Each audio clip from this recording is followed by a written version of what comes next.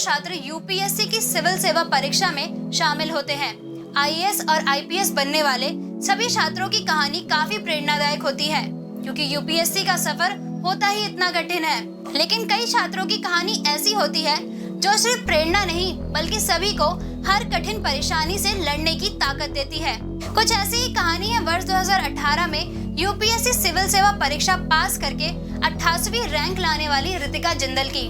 नमस्कार, स्वागत है आपका प्रभात एग्जाम के यूट्यूब चैनल पर। एक ऐसा प्लेटफॉर्म है जहां आपको मिलती है सभी कॉम्पिटिटिव एग्जाम से जुड़ी महत्वपूर्ण जानकारियां, जो आपके किसी भी एग्जाम में सफल होने में काफी मदद करती है। अगर आप हमारे YouTube चैनल पर पहली बार आए हैं तो हमें लाइक और सब्सक्राइब जरूर करें और हमारी लेटेस्ट वीडियोस और अपडेट सबसे पहले आप तक पहुंचे, उसके लिए बेल आइकन को प्रेस करना ना भूलें। तो आइए शुरुआत करते हैं आज के वीडियो की। संघ लोक सेवा आयोग यानी यूपीएससी परीक्षा को भारत के सबसे कठिन परीक्षाओं में से एक माना जाता है और हर साल लाखों छात्र इसमें शामिल होते हैं, लेकिन बहुत कम स्टूडेंट ही इसे क्लियर कर पाते हैं। यूपीएससी एग्जाम की तैयारी के लिए फिजिकल और मेंटल हेल्थ काफी जरूरी है। हालांकि पंजाब के मोगा के रहने वाली रितिका जिंदल के लिए ये आसान नहीं था, लेकिन इसके बावजूद उन्होंने सारी मुश्किलों का सामना करते हुए आईएएस बनने का सपना पूरा किया। जी हाँ, रितिका बचपन से ही आईएएस बनना चाहती थी। वे कहती है वे पंजाब की है, जहाँ के बच्चे लाला लाजपत राय और भगत सिंह की कहानियाँ सुनकर बड़े होते हैं। वे भी इन्हीं कहानियों को सुनती हुई बड़ी हुई थी और उस उम्र से ही देश के लिए और देश की जनता के लिए कुछ करना चाहती थी। अंततः उन्होंने यूपीएससी सीएसआई परीक्षा का चुनाव किया और सही समय आने पर इस दिशा में कदम बढ़ाया। रितिका जिंदल की शुरुआती पढ़ाई भी उनके गांव से ही पूरी हुई।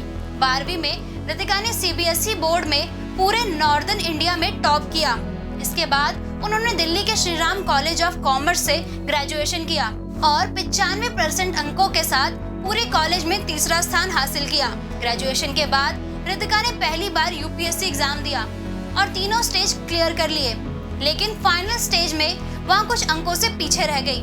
लेकिन उन्होंने हार नहीं मानी और दूसरी बार एग्जाम देने का फैसला किया। पहले प्रयास में असफलता के बाद रितिका ने कड़ी मेहनत की और साल 2018 में दूसरे प्रयास में सिविल सर्विस परीक्षा में ऑल इंडिया में 88वां रैंक हासिल कर अपने बचपन का सपना पूरा किया। उस समय रितिका की उम्र सिर्फ 22 साल थी।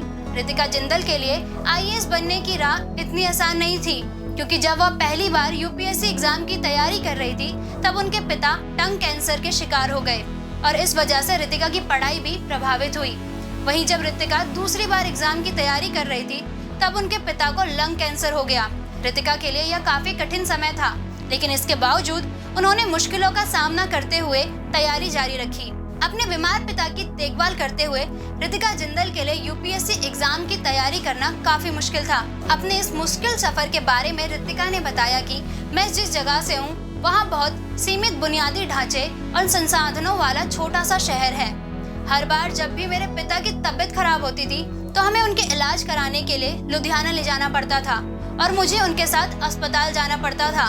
उन्होंने कहा, पिता को जिंदगी से लड़ता देखकर मुझे बहुत ताकत मिली और मैंने एग्जाम के लिए कड़ी मेहनत की, जिसका फल आखिरकार रितिका को मिल ही गया।